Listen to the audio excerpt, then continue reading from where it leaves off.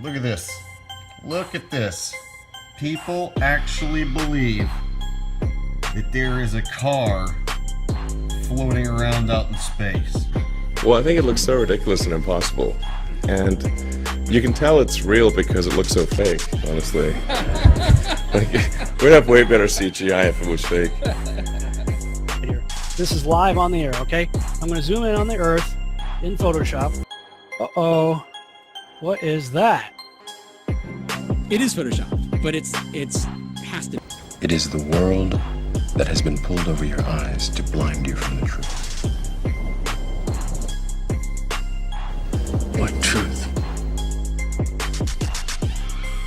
That you are a slave, Neo. Like everyone else, you were born into bondage. Born into a prison that you cannot smell or taste or touch. A prison for your mind. Let's use this model of the Earth. And let's enlist the help of a friend, Taxi. You might know her. Next segment, I'm going to show you how NASA grabs objects in 3D space, rotates them around, manipulates them. They can do this with water, with cloth, anything. And the cool thing about it is we can take what they're doing, what they're seeing with their contact virtual reality augmented lenses and put that on a separate video layer live.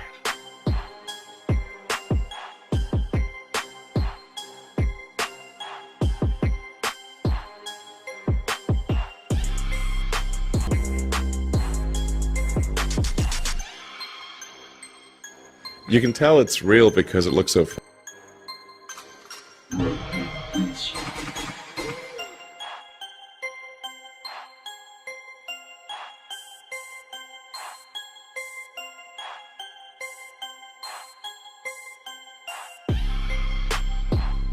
Just another example of NASA faking space. Let's take a look here at this supposed image of Jupiter. Nothing more than CGI fakery. The supposed auroras. Again, at NASA's official website where it states Hubble captures another so-called official image of Jupiter. This one's from back in 2014. You see the problem here? Now let's take a closer look at the supposed two images provided from NASA of Jupiter. I mean, people can't see what's taking place here with NASA. Nothing more than fakery. I mean, give me a break. This is a complete insult. You have a brain in your head.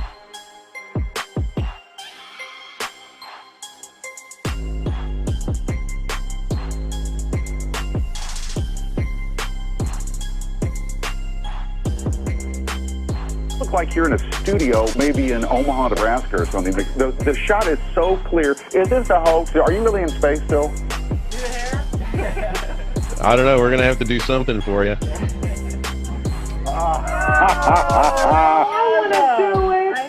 Oh, yeah, I can do that. Watch this.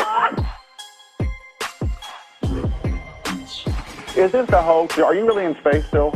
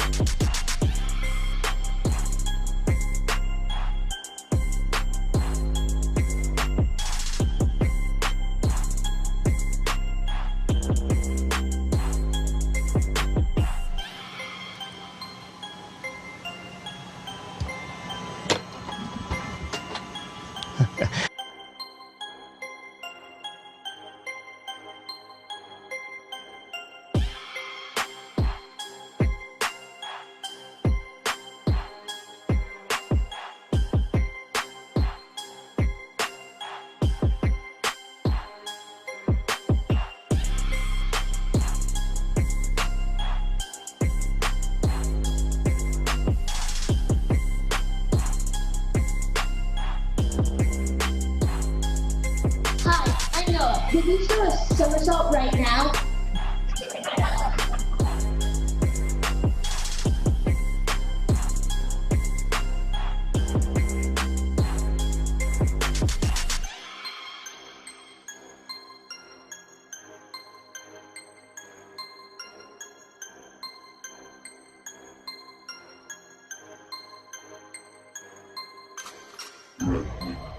Is this a hoax? Are you really in space still? See the hair? See the hair? And they just start making stuff up. Yeah. Like that Neil Armstrong guy. Have you seen him on the talk shows? Neil Armstrong, you mean the first man to walk on the moon? Talk about a fish story. Yeah. Man, and they're buying it. Oh, yeah. So many times during spacewalks outside the International Space Station, we can see air bubbles rising up. Can you touch on how there are air bubbles in space? Can you be more specific? Air bubbles?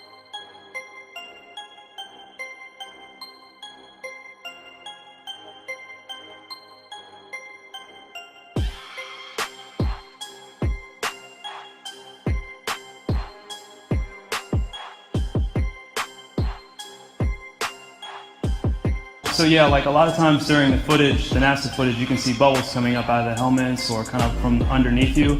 How do you explain bubbles in space? Yeah, I'm not sure exactly what you're talking about. Now sometimes you get water in the helmet, and it comes. It's either from sweat or from the cooling garments, and that's generally what that is. I've never seen any kind of air bubble anywhere. Could it be that you're filming in an underwater pool and you're not really out there?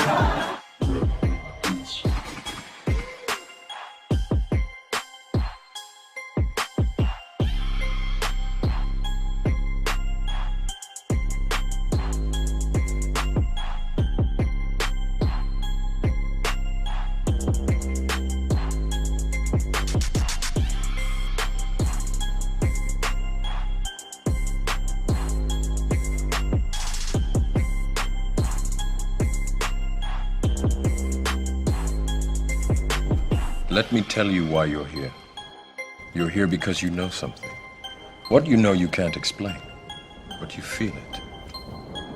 You felt it your entire life, that there's something wrong with the world. You don't know what it is, but it's there, like a splinter in your mind, driving you mad. You're a coward and a liar and a thief.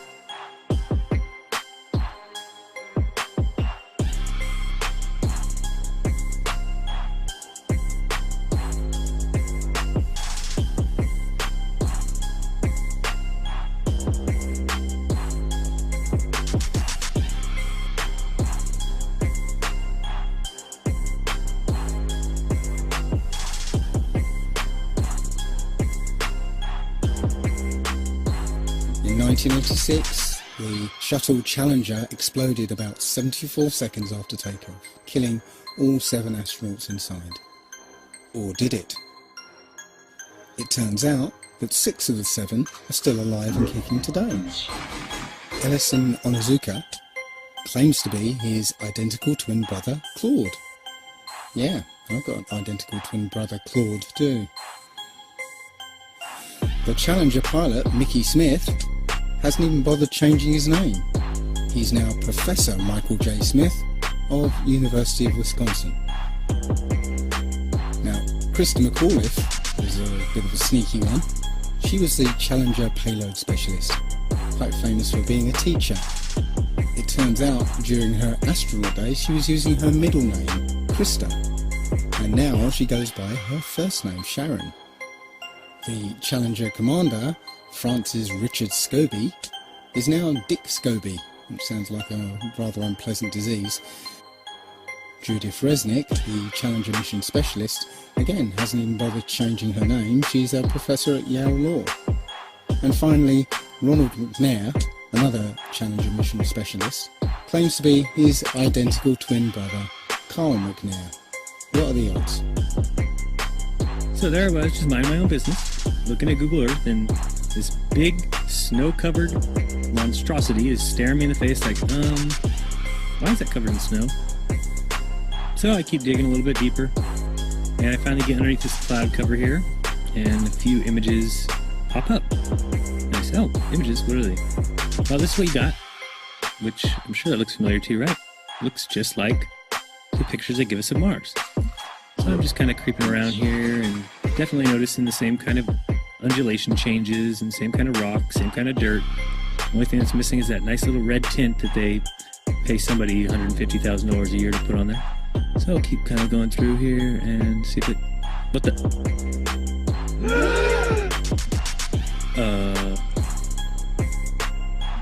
Yeah.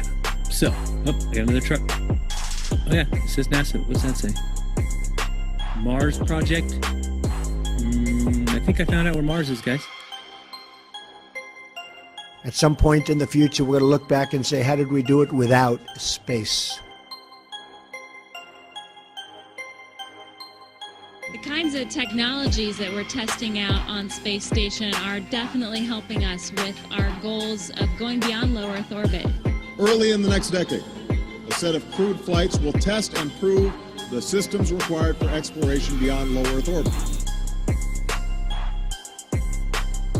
Right now, we only can fly in Earth orbit. That's the farthest that we can go. And this new system that we're building is going to allow us to go beyond and hopefully take humans into the solar system to explore. The moon landing stopped in 1972 and we haven't been back. We haven't been beyond the Van Allen belts. NASA admitted that it had lost the original footage of man's first steps on the moon. I mean, it's proof right there. This is an official NASA photo of the first Apollo 11 lunar module landing on the moon. I mean, it's right there. This is proof, man. It's the picture's right there. It's landing on the moon. But the only problem I have with this picture is that it's taken from the moon.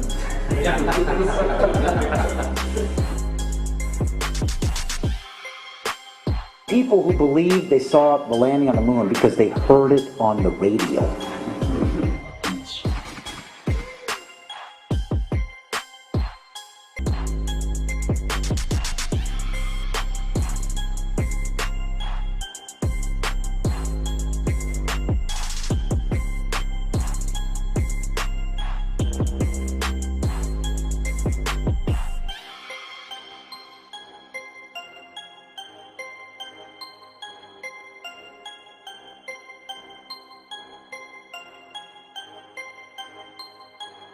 Has led me to the conclusion that not even low Earth orbit is possible, that the International Space Station is a hoax, and all manned space travel is fake.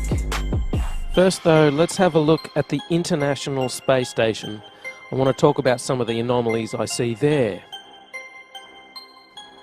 For the inside of the International Space Station, there are a couple of zero-gravity tricks that they use to fake it.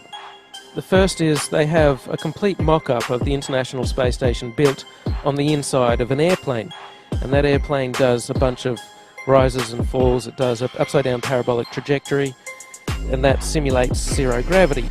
The other main way they simulate the zero gravity is with suspension in front of a blue screen. And they use that trick for extended periods of time, for longer than 45-second segments. But they can't move around as much. They can't do the acrobatic flips and rolls in the extended mode. So there's full motion mode where they can fully move around, and that's faked in plane, and then there's suspended or extended mode where they're suspended by wires in front of a blue screen. They don't move around as much, but they can make the scene last for a longer period of time.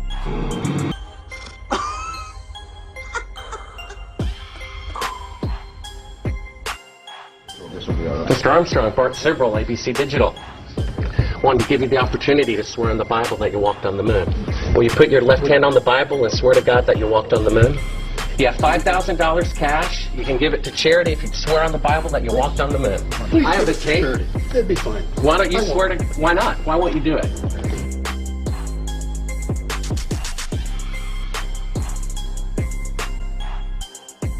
66.6 degrees off. Well, Earth is supposedly orbiting around the sun at 66,600 miles an hour.